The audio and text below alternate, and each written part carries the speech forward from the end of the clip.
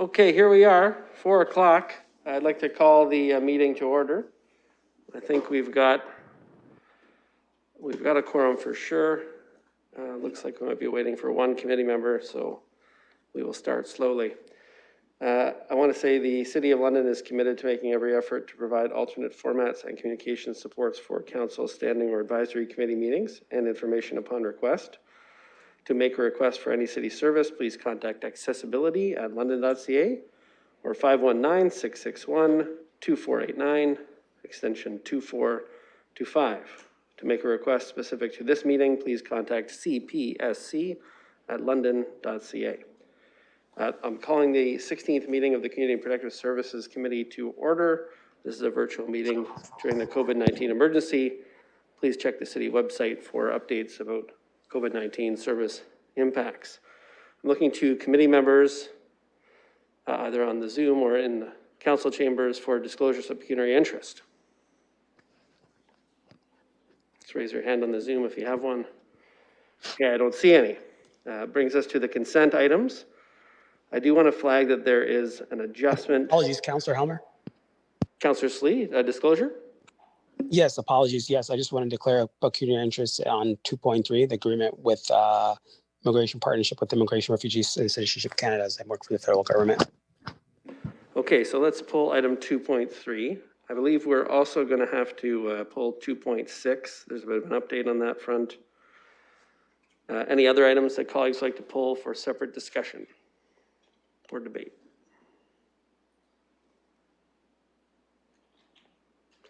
Is there a mover for the remaining consent items? Go ahead, Mayor Holden. Yeah, I think 2.7, if I could, Chair, I believe there will be a presentation. I'm sure there'll be some discussion on this as well. Okay, 2.8 also needs to be pulled because there's a delegation request with that item. So that leaves us with 2.5, 2.4, 2.1, 2.2, and 2.9. Is there a mover for all of those? Councillor Lewis, seconded Councillor Fife Miller. Any discussion about those items that are in the consent motion? If not, we're going to open that up on the screen for vote. Oh, Councillor Fife Miller, go ahead.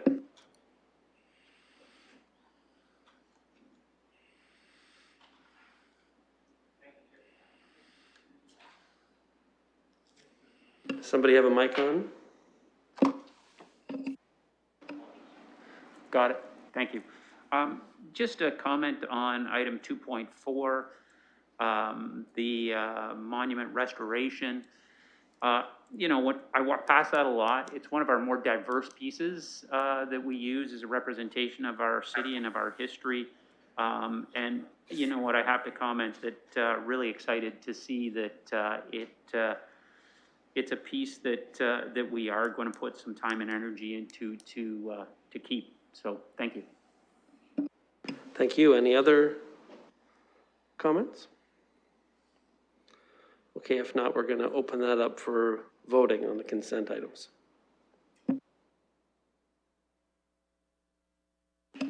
Chair, in the interim, I'll vote yes. Thank you. Thank you.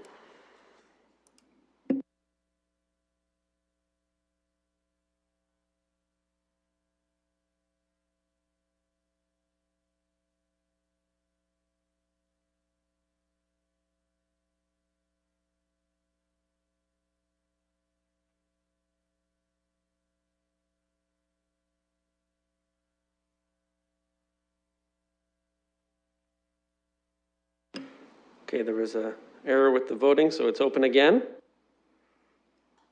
Should be in front of you on eScribe.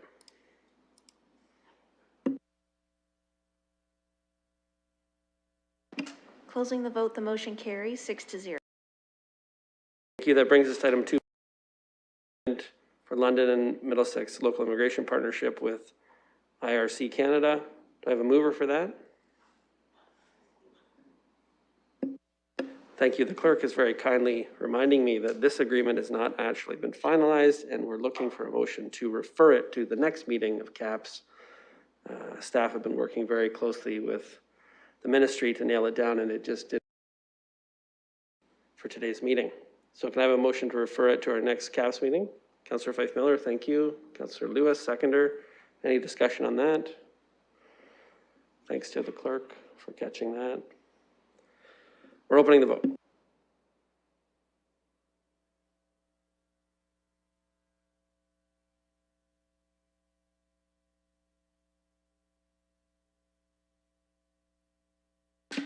Closing the vote, the motion carries 5-0 with 1 abstain. So item 2.6, Social Services Relief Fund Phase 4 allocations. Colleagues, as you recall, we had some changes last minute to the stabilization space. I'm just going to go to Mr. Dickens, or perhaps Mr. Cooper, to give us a bit of an update about what needs to change in this report that's in front of us here, essentially to make sure that's aligned with what we have already done. Go ahead, Mr. Dickens. Thank you, Chair, and through you, my apologies to committee. This report was submitted prior to the council meeting last week, and we failed to catch the change in this report based on last week's discussion. In Schedule 1 of the report, there is a line item that indicates funding for the winter response. That line item in Schedule 1 as part of that table should be reflected or altered to reflect $1,590,000, which reflects the reduction in funding for the stabilization space. Thank you. Okay, with that change noted, is there a mover for that? Mayor Holder, seconded by Councillor Lewis. Okay, any discussion? If not, with that change noted, we'll open it up on the voting.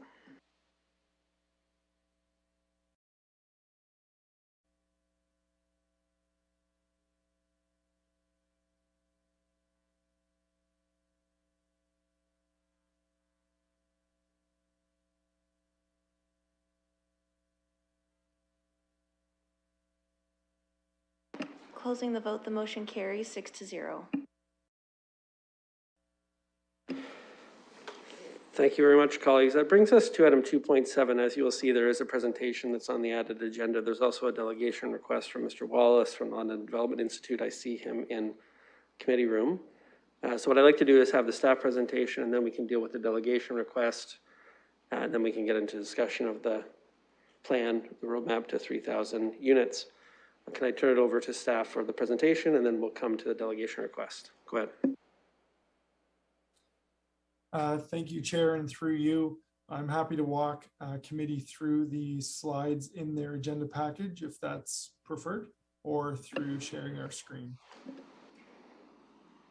Whichever is easiest. I will walk you through the agenda package then. So starting on page 145 of your agenda package, we provide some background on this roadmap and how we got to this point. So in March of 2021, Municipal Council passed a resolution which had directed us to expedite the development of 3,000 affordable housing units that had previously been set out in our Housing Stability Action Plan. For that to occur over 5 years instead of the 10 years as originally designed in the plan.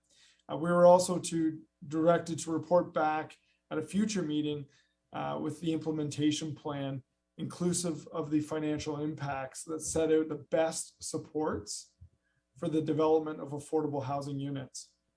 As I go to page 186 of your agenda package, we identify the need for the 3,000 units. And happy, to share with committee, the average and median house prices increased by 50% from 2015 to 2020 in London. Creates an incredible pressure in our housing market, as you're aware. The average market rent in London grew from just below $900 per month in 2015 to just over $1,100 in 2021.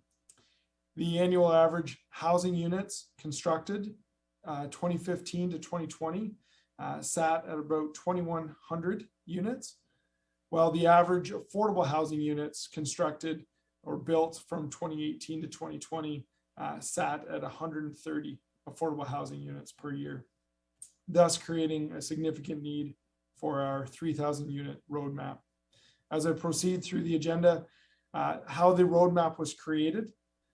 So Civic Administration secured the services of SHS Consulting, an organization that has worked both with the City of London in the past, but also with other municipalities on very similar plans, to assist us in developing an implementation roadmap, a framework, if you will, in response to Council's direction.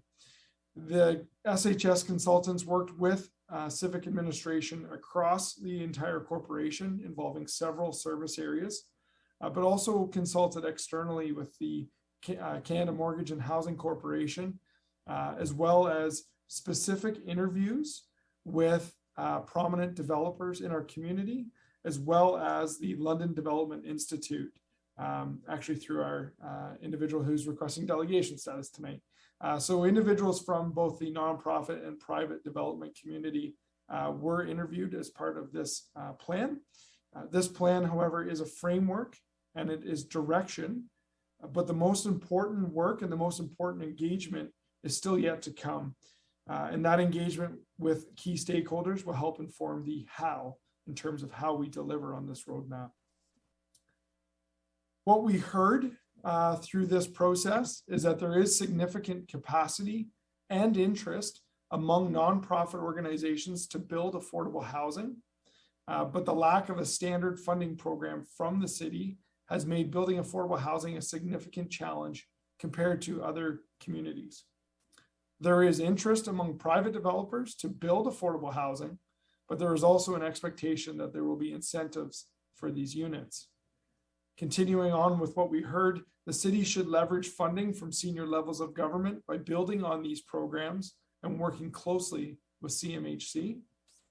And nonprofit and private developers can build affordable units more cost efficiently than the city, and they can better leverage private donations and CMHC funding programs. Therefore, the feedback that we gathered through this engagement process was that an emphasis should be primarily on supporting housing providers rather than on the municipality developing housing itself. We've provided in our council report, but also in this presentation, a targeted portfolio approach to reach the 3,000 units. As you can see, it is a mix of both affordable home ownership, secondary suites, looking at affordable rental units through nonprofit and private developers, and setting out a matrix or a portfolio that we feel is both aggressive but also achievable.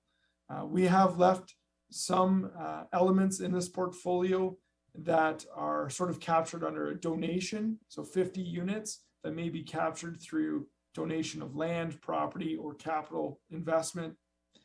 Units that can be achieved through rent supplements that are city funded for new and existing units and private rental buildings, and also units that are kind of captured under an other category that could be best referenced as transitional housing units, temporary housing units, or other types of housing situations. I know this committee and council has brought forward ideas in the past around agricultural food production, housing arrangements, or other types of tiny homes or transitional housing models. So we've included that in this model here. I am now going to turn the presentation over to Ms. Barbone, who will be happy to walk committee through the financial impacts and the financial plan for this strategy. Thank you. Awesome. Thank you, Kevin. So just to continue on, I'm starting on slide 151. So as Kevin noted, the 3,000 unit plan outlines the needs to deliver the units in 5 years instead of 10. So this section of the presentation essentially outlines every option to fund the financial plan that will be in place to fund the ambitious and bold housing plan that is in front of you. So in coming up with the financial strategy to support this, staff did review every option available to fund this plan, and as such is presented in the recommendations that we have before you today. So we looked at all the alternatives and we're providing our best advice to you as to where the cost should most appropriately be funded, and also to provide some flexibility for future councils should there need to be an opportunity or a need to slightly adjust it either up or down depending on the needs in context with the budget. budget. So essentially, the 3,000 unit plan requires approximately $90 million of municipal funding. That includes both the operating as well as the capital component. So the entire funding plan to support the 3,000 units is essentially only recommending, and included on this slide, you'll see the operating budget component of to support the plan, which is specifically what is required to be supported from an incremental property tax increase that would be spread over 5 years. This represents less than 5% of the total $90 million in municipal funding that is required. So essentially what this slide summarizes is the ongoing nature of the budgets, and that an annual tax levy of approximately 0.01% of 5 years, over the 5 years. So essentially there's a little bit more in 2023 where you can see it's about 0.25%. But essentially it would then to fund the incremental nature of the ongoing rent supplement units that are added each year thereafter at 0.1% incrementally. So we believe in the grand scheme of the plan that this is relatively minor in terms of what is required through the funding through taxation. To go to the next slide, under the capital budget impacts, essentially this slide is summarizing what the proposed grants to offset the fees and charges that are identified in this plan. These are essentially identified as one-time costs to support the 5-year implementation. So the specific estimated cost for the city contributions is approximately $15 million each year for the total of 5 years, resulting in $78 million in total cost. So in order to consolidate the available funding and help to improve in the efficiency and administration, as well as to give a little bit more transparent monitoring to the public and to council, as well as the reporting out on the use of this funding, we are recommending that all of the funding be consolidated in the new Affordable Housing Reserve Fund, and that will be the key driver to provide the primary funding source for the initiatives. So if you'll recall, in the mid-year monitoring report, a portion of the projected 2021 year-end surplus was to be contributed to support housing, which is forecasted at this time to be approximately up to $10 million. We are also recommending that there is unused and available Canada Community Building Fund, which is formerly the federal gas tax, of $16 million that would be substituted into eligible capital projects that would essentially free up funding to support this housing plan. The remaining funding then would come from transfers from various city reserves and reserve funds through to the new Affordable Housing Reserve Fund. So page 62 of your initial CAPS agenda summarizes the reserve fund transfers that are proposed that are totaling approximately $52 million. So I want to highlight the benefits of the approach in terms of the proposed funding strategy. So essentially, we're trying to limit the tax levy increases to the extent possible and only to support the portion of the ongoing operating budget impacts. It is favorable because it does avoid the use of debt. Certainly within the Municipal Act context, grants to third parties cannot be debt financed. So this certainly is a good way to utilize our reserve funds. This does leverage the one-time top-up that the City of London received in 2021 from the Canada Community Building Fund to free up the municipal dollars on other capital projects. And I think to highlight the fact that the city is actually able to draw on the balances in available reserves and reserve funds does highlight the strength of the city's prudent financial planning. And one of the strong benefits of having a AAA credit rating has got us to this point, and is certainly something that has been viewed as very prudent in our financial planning. And certainly funding this plan through the use of the reserve funds does facilitate regular monitoring, and certainly drawdowns are only made as funding is required based on the cash flow as needed. So in highlighting the benefits, there are also some financial risks that council should be aware of in approving the financial plan to support the housing roadmap in front of you. So this financial plan does recognize these risks and does outline in the report in terms of how we attempted to mitigate them. So although there is a significant dollar value committed from the reserves and reserve funds to support this this ambitious plan.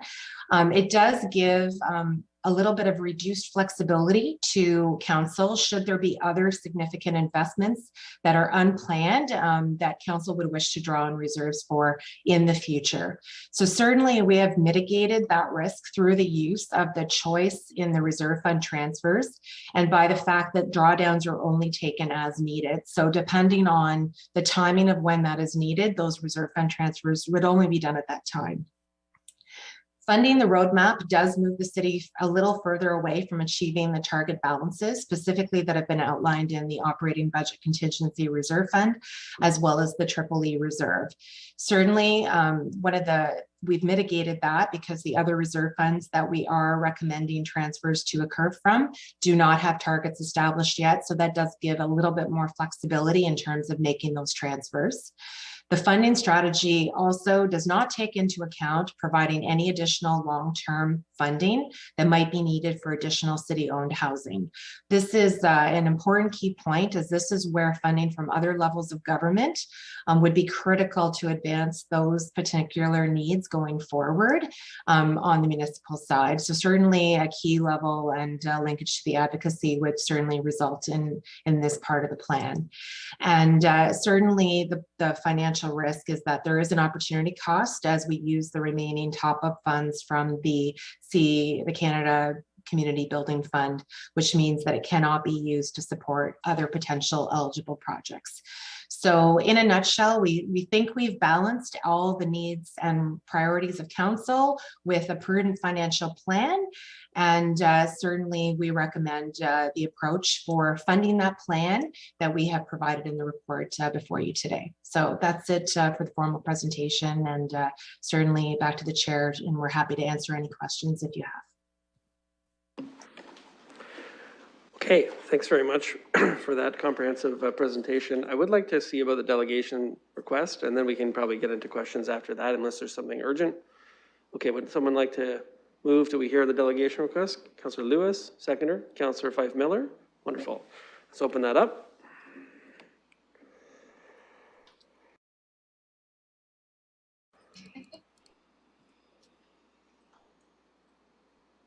Optimistic there, Mr. Wallace? I'll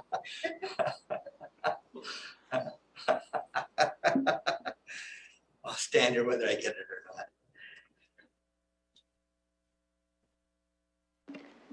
not. Councillor Hillier?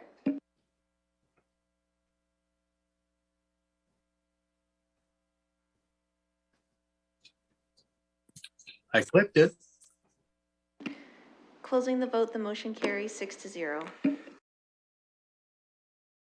Thank you, Mr. Chair, and thank you, Mayor and councillors, for agreeing to have me speak to this item. It's a very, very important item on your agenda. And just as a little bit of an aside, I think I'm not sure in $1 billion policy item, probably your biggest one as this council should be on a consent agenda where you have to ask to be a delegation to speak to it from the public. But that's another issue for a future day.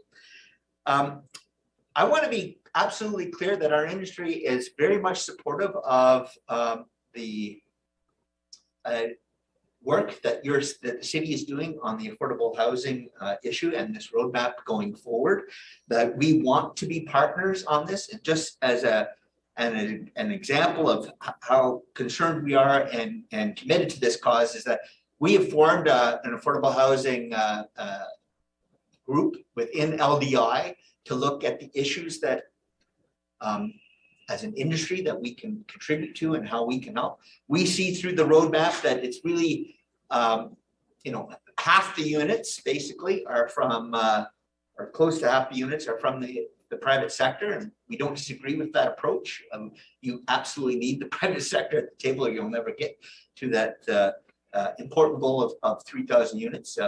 We also believe that there is a partnership, a relationship that needs to be developed between not only us as the private sector, but with the not-for-profit housing providers that are here in this community, including Indewell, which is next on the agenda, and the city, and of course with the public and with other levels of government. But I think that the three main legs of the stool on this one in terms of able to move this targets forward and achieve goals is that we need the private sector, the not-for-profit housing sector, and the city all working together at the same with the same goal, and we're willing to and want to be at the table for that to happen.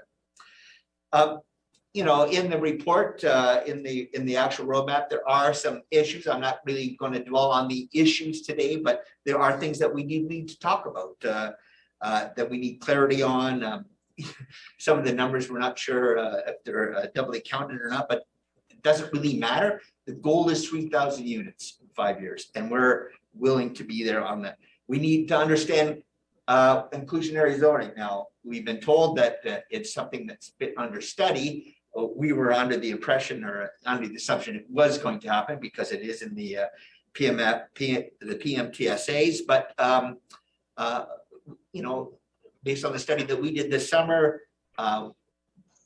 inclusionary zoning can be permissive, it can be restrictive, it can be, there's a lot of, it can be incentive based, there's a lot of different models out there, and we're willing to work with that. Development charges are for affordable housing is, as we know, part of the review that's happening right now for the 2025 development charges, and we're more than happy to talk about that and look at that as options, as opportunities for us to be there. But we need to be at the table as an industry to talk about this so that we understand how we can contribute and that it is a fair program that actually will make the development industry come to the table and actually deliver affordable units for you. The final thing I want to tell you is that, you know, 30 years ago, I was a counselor. I was 30 years old. The best advice I got that I kept my whole career, both politically and in business, was from the city lawyer. And I was new, and the lawyer said to me, Mike, what the role of my job is this: as the city solicitor, the council decides what they want to accomplish. My job as the city solicitor is to have the law work to make that happen. Not to tell council why you can't do something, but why you can do something and how to make it happen. That was the thinking out of the box, in my view, that I used for the last 28 years, 30 years. I think in this case and in this area, we need that same sort of thinking at City Hall. You guys, as the council, have set out clearly that you want 3,000 units of affordable housing within 5 years, which was an absolutely needed goal. We agree, and we hope that that message is that we can work together, whether it's planning, legal, whatever the issues that we may face, but the goal is always, how do we make it happen? How do we make it happen? And we're willing to be at the table to talk to you about how we can help make that happen. And we thought it was important that this had at least some public input on it tonight, and that's why I'm here. And thank you very much. Thank you, Mr. Wallace. Have a motion to receive the delegation? Mayor Holder, seconder. Councillor Fife Miller. Okay, let's just vote on receiving it, and then we'll get into other discussion.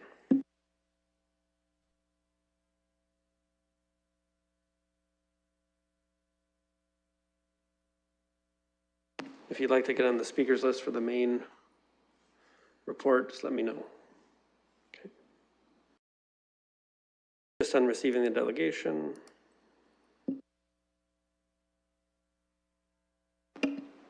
Closing the vote, the motion carries 6-0. We have Councillor Hillier. Thanks very much, Chair. Just a couple of comments. Firstly, in terms of Mr. Wallace's comments, I very much appreciate the comments that LDI is prepared to be, as he said, very much supportive. And I'm pleased to hear that a group's been created through LDI to help make that happen, which was an interesting thing because I heard that quote from how things can happen, that we need to have that thinking at City Hall. We wouldn't have been at this level where we've introduced and supported and voted on and agreed on 3,000 affordable housing units over the next 5 years if we didn't believe that this could happen. But I believe it's a team that will make it work together, and that team certainly does include all three partners that have been indicated. Actually, I'll add a fourth, but the city, the private sector, and the not-for-profit, and obviously with the cooperation of senior levels of government, which are going to be so critical in terms of putting all of this together. I'm sure we don't do double accounting. I have that much confidence in our finance department's reporting. But the thing that impressed me the most about what Mr. Wallace said is the importance of working together. So I'd like to acknowledge that that's certainly our view of it as well. And we look forward to working with the private sector and not-for-profit sector, and we'll continue the strong relationships we have with other levels of government to make this happen. I'd like to give a shout out to both Mr. Dickens and his team and Ms. Barbone and her team with regard to putting the information together for this roadmap, Mr. Chair. Look, it's dramatic. It's critically important to satisfy an absolutely critical need in our community. And I also want to applaud Council for taking the leadership as it has for putting this together. It is, I don't think there will be anything more important in this council term, and perhaps even in terms to come, than dealing with the issue of what we're dealing with today. So I wanted to make that point and thank council for their commitment. As my Cape Breton mom would say, that caring community is measured by how well we care for those who sometimes are less able to care for themselves, and I sincerely believe that. So bravo to council, bravo to staff, bravo to LDI, there you go. But frankly to the private and not-for-profit sectors as well. All of our contributions together matter, and I just want to say a heartfelt thanks. Go to Councillor Hillier, then I have Councillor Lewis next. Just let me know if you want to be on the list. Go ahead, Councillor Hillier. Thank you. Recently, I had council research team member Rushi Mohan research affordable housing formulas across Canada and have it forwarded to all members of council. And my question is do we have any preferred metrics being used for grading these affordable housing projects that councillors can use so we can weigh these? Over the last year, we've had a lot of these come through with metrics from all different levels. I've seen 5% up to 30%. And I'm wondering, do we have a list of preferred metrics that we can use for these so we can come up with some sort of a grading system? When I look at what other cities are doing, everything is being directed towards how they're going to reach these goals, but how are we grading the affordable housing deals? Who would like to handle that one? Through the chair, I could probably do that. It's George Kostas. Go ahead, Mr. Kostas.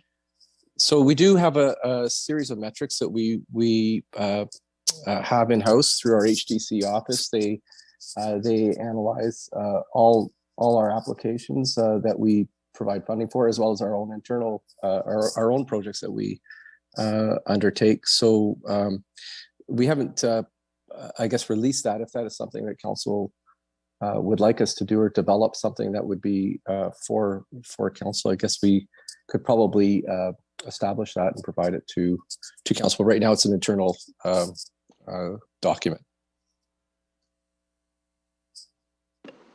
Councillor Hillier. Yes, if we could have something that would work for councillors, just so we'd have a metric to rate these projects. Thank you. I'd appreciate that. Thank you. I'm going to go to Councillor Lewis. Thank you, Mr. Chair, and through you and to colleagues, I'm going to echo a little bit of the mayor's comments here. I cannot think of a vote that we will cast, that we have cast, or that we will cast in this term of council that is going to be more important than this one. When the mayor came forward and shared his 3,000 in 5 years target, I said it was ambitious, but it was worth being ambitious on this. There's no more pressing issue, I think, in our community than the affordable housing and homelessness crisis that is confronting so many Londoners today and will continue to do so. And we know, and I suspect that colleagues are no different than I am in terms of hearing from constituents every single day about the importance of addressing the homelessness and affordable housing crisis in our city. Every single day I hear from somebody about that, whether it's a phone call or an email or a social media comment. Londoners want us to take action on this. And I will say, when I read the initial report, I was a little concerned about the potential impact on the property tax base, because I'm also aware that I certainly have many residents, and I know that many other councillors do as well, who are on fixed incomes and who have a level of housing affordability right now. But because of those fixed incomes, they are concerned about additional pressures that might put them in a precarious situation to stay in their homes. But I think what we have here is a modest impact on the property tax levels.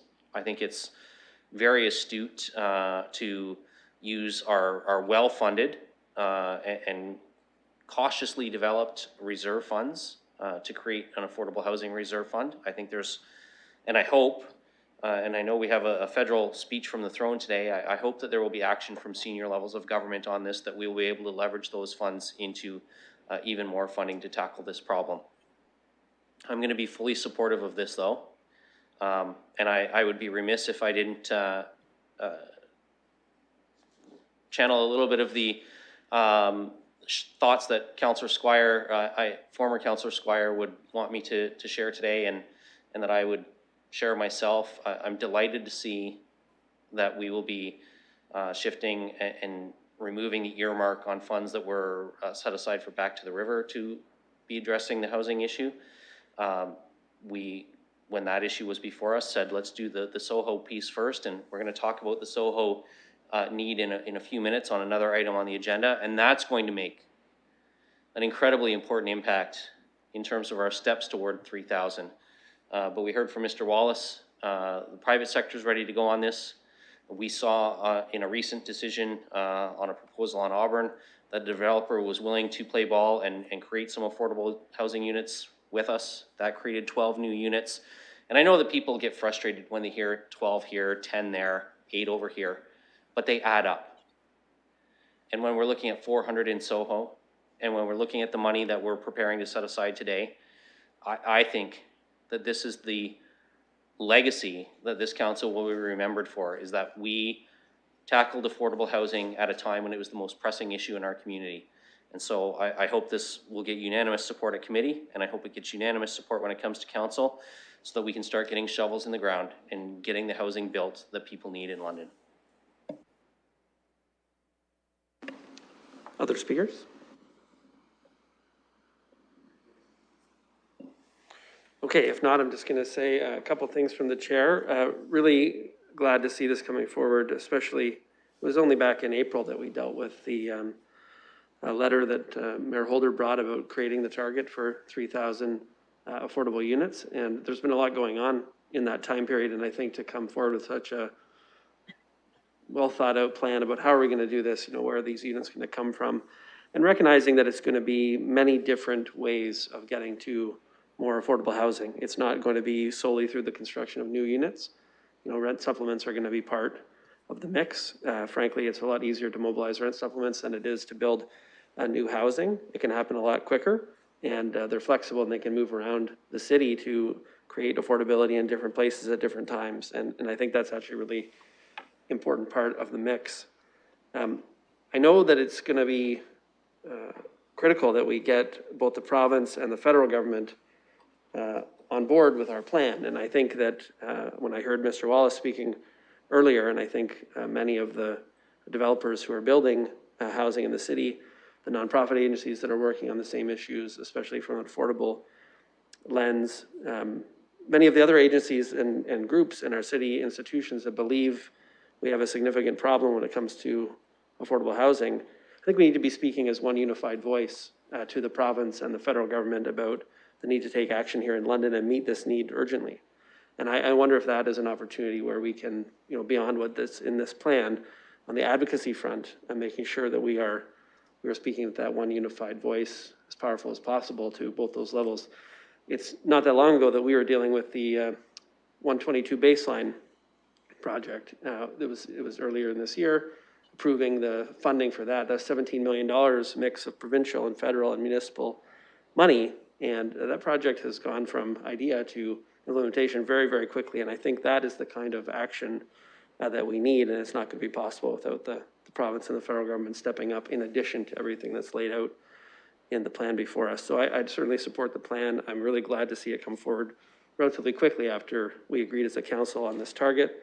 And now the really difficult work is in front of us, which is securing the funds to make it happen and actually building the housing and helping to enable that building when it's done by others. So I really appreciate the discussion. Look forward to discussion at council. Thanks very much. We'll open up the vote.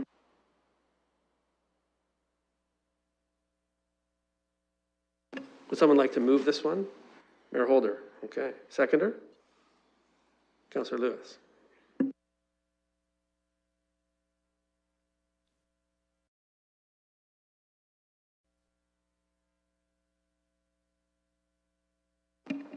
Closing the vote, the motion carries 6-0. Brings us to item 2.8. We have a request for delegation status from Sylvia Harris, who is the chair of Vision Soho Alliance, also from Indwell. And I wonder if we could deal with the delegation request and hear from Ms. Harris, if your committee agrees to do that first. Councillor Lewis is moving that. Seconder, Councillor Hillier, thank you. Let's open that up.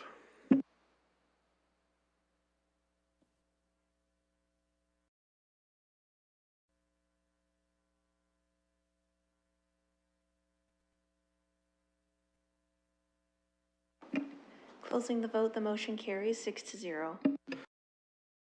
5 minutes.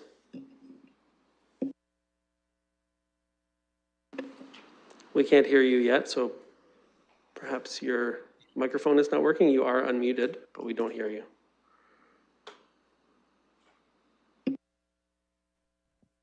Can you hear me now? We can. Go ahead. Okay, great. Thank you so much, Chair. Thank you for this opportunity to speak. My name is Sylvia Harris. I'm a development manager at Indwell, and I'm also the chair of the Soho Alliance, which is a partnership of 6 nonprofit developers who have come together to work together on the redevelopment of the Soho lands through the tender process that we are going through with the City of London.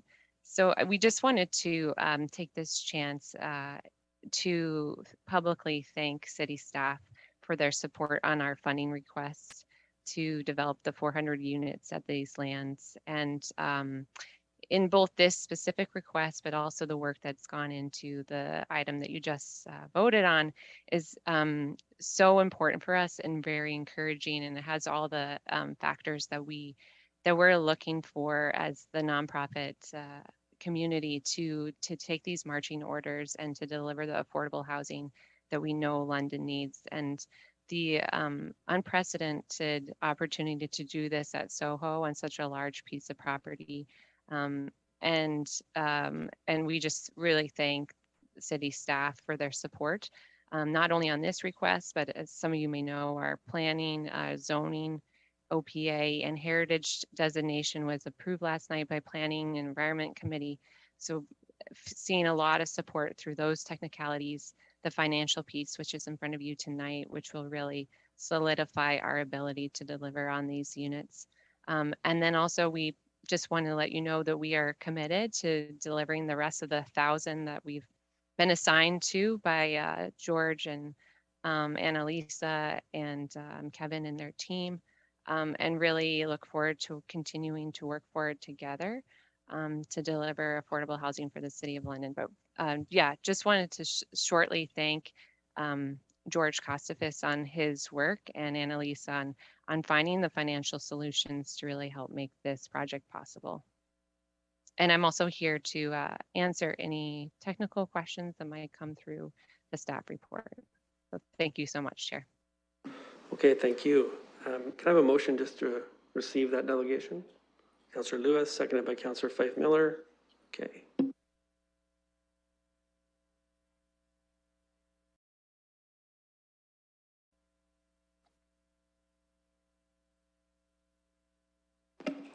Closing the vote, the motion carries 6-0. Mover or seconder for the staff recommendation, just before we get into the discussion. Councillor Fife Miller, yep. Seconder. Councillor Hillier, okay. Discussion. Councillor Fife Miller.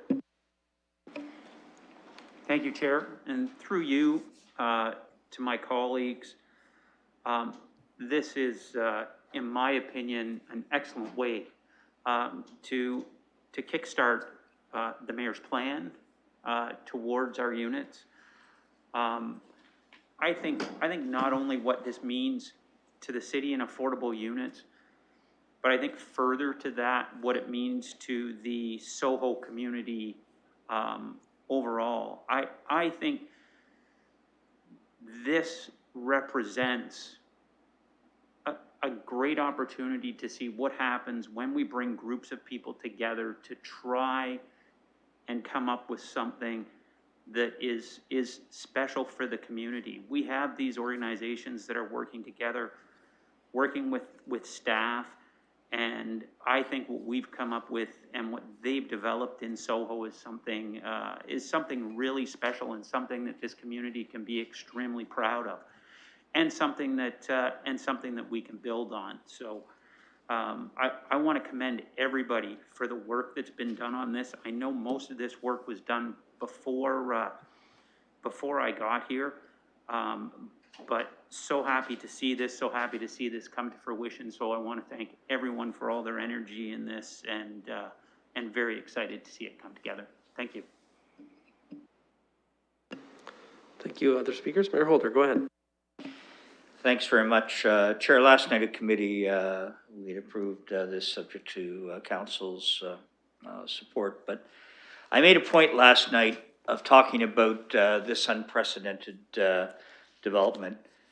And it is all of that, in fact, the first of its kind in Canada, and I think can be a role model to communities right across the country. Here we have several partners whom I named last night, but I think it deserves repeating their names because I think what they have done in terms of their leadership is unprecedented, but equally critical in supporting the greatest need that I think has come across our roles and responsibilities as council members. Those partners include Homes Unlimited, Chelsea Green, Indwell, Zarin, the London Affordable Housing Foundation, the Italian Seniors Project. And last night I did make reference to the London Food Bank, who made a significant financial contribution. What I did not mention equally was that the London Community Foundation played such an incredible role in bringing the organizations together, and they put money where their talk is, and that truly matters. I'd also like to give a shout out to Western University, their public history department. Students in the master's program are involved in a significant longer-term research project as it relates to Soho, and so many other partners out there, including our Indigenous communities locally, who understand the importance of getting this right. And the problem with the list, Chair, as soon as you mention several people, there will be those that we didn't, but those are some of the really critical partners. But I want to thank everyone that's had a role to play in this, because it's dramatic. Its impact will be felt forever. That's how important this is. So thank you. Other speakers? Councillor Lewis. Just briefly, Mr. Chair, and I too, as a member of the Planning Committee, had a chance last night to speak in favor of and support the technical pieces of moving this forward.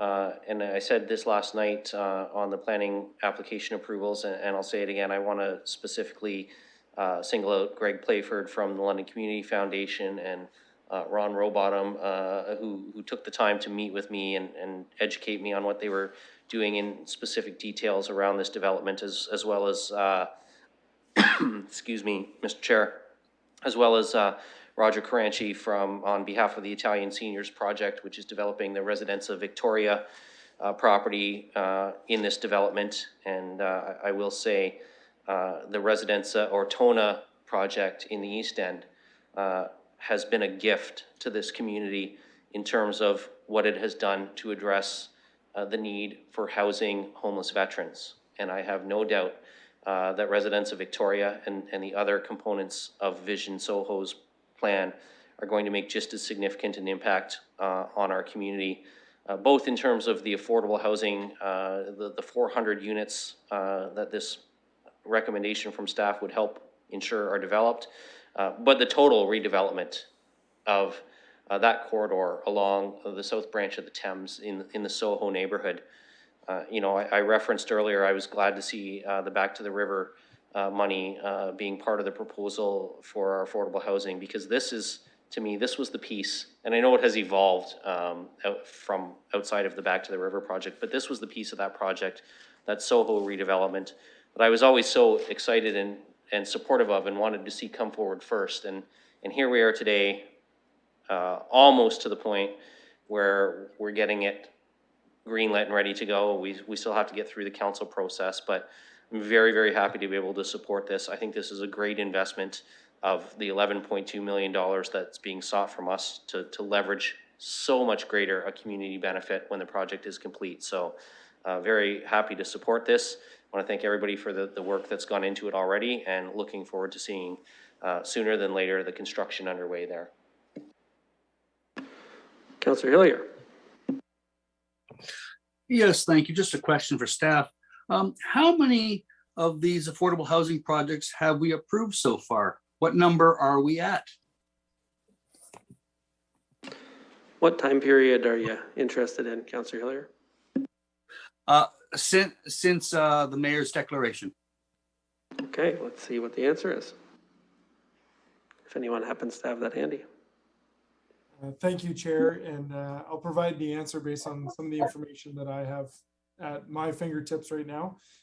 In our report that we just discussed around the 3,000 unit plan, we identified that there's roughly 200 affordable housing units that have either been captured under bonusing provision or through our baseline project or through other housing development projects that are currently in the pipeline. And we know that there, in addition to the one that committee has just been discussing with Vision Soho, there are other affordable housing projects ready to go as well and in the pipeline for future development. So between the 400 affordable housing units in this report and the roughly 200 in our previous report, we can point to 600 units at this point. And I'm sure there's probably more that Mr. Kotsovas and his team have been tracking, but 600 gives us a fairly accurate number. Excellent. It shows good progress. That's what I wanted to see. Thank you very much. Any other discussion? If not, I just wanted to say to the partners, I support the grant, and I want to say that off the top. It is going to take mobilizing resources at a scale that we haven't in the past to really meet this challenge, and that we just dealt with the overall plan, but this is a specific example of what's needed. And I want to commend the finance staff and the folks who work on housing for their work to try and figure out how can we make this work right away, because the urgency is really close to everybody. I think people are feeling it. It takes a really long time to actually plan out and execute the projects of this magnitude, and I think the partnership that we're seeing between all the various affordable housing developers to come together and make something really big happen at a scale that they haven't taken on individually is also really, really encouraging, because we're going to need a lot of cooperation of that kind to pull off these kind of projects. Of course, I would also like to point out that this is just happening 250 meters down the road from the future rapid transit station on South Street. And so we have a real win-win here, which is we have the redevelopment of old heritage property into housing, which is much needed, affordable housing on top of that, which is excellent, and then very short walk to what will be the best transit in the city, which will be developed on basically the same timeline. By the time the building is built, we'll start having stations and buses running in rapid transit lanes on Wellington. So I think that's actually a really good example of what is envisioned in the London plan. We're going to add density in the core. We're going to build more affordable housing. We're going to give people mobility options that are cheaper than everybody has to own a car that costs $9,000 a year to operate and maintain and insure. And that's what we have to do. We have to lower the cost of living, and this kind of combo of land use and mobility planning, that's how we can do it. So I'm really excited to see it happening right in front of our eyes. I know that in the planning area, a lot of people worked on this project through the secondary plan over many, many years, especially our former chief planner, John Fleming, who really had a vision for what could happen on these lands. And I want to recognize him and his whole team for the work that they did to bring that forward. It's a really good example of what can happen, and I hope we see more of it on other big parcels of land in the city where we could do something similar of this magnitude. Okay, I see Councillor Cassidy has come in and raised her hand. Go ahead.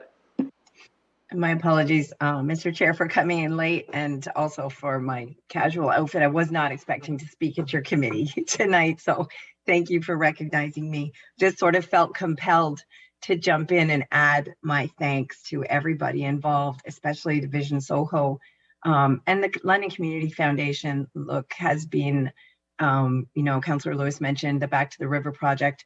London Community Foundation has never let up on their vision on what could happen in and around these lands and tying it into the river. So I really do want to commend them for not giving up on this and also joining with these other partners with the Vision Soho group and working with city staff to make this happen. This is really good news for London.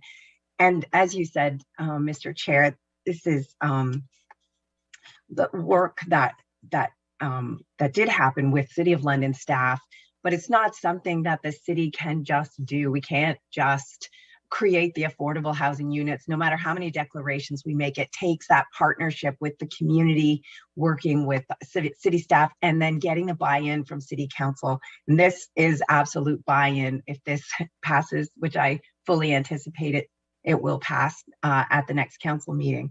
That is the buy-in from council right there. So the other part of this is that repurposing of heritage buildings and this whole repurposing of this former public site that were hospital buildings on this site, and to see this rejuvenation take place.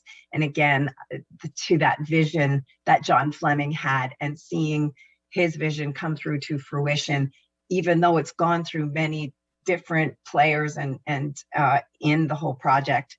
It really is great news for the City of London, and will help us get on that path towards achieving the goal of those 3,000 units. Thank you again for letting me speak tonight. Okay, let's check to see if there's anyone else. I don't see anyone, so let's open up the vote.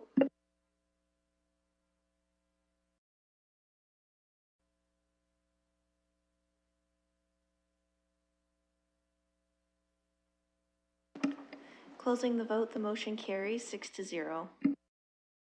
Brings us to scheduled items, of which there are none. Items for direction, there are none.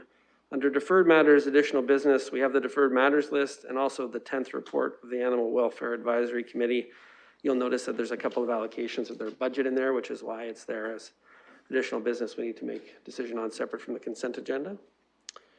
I'm gonna take a chance here and see if we can deal with them both together. A mover?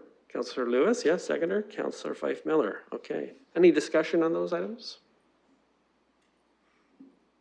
Let's open them both up for a voting.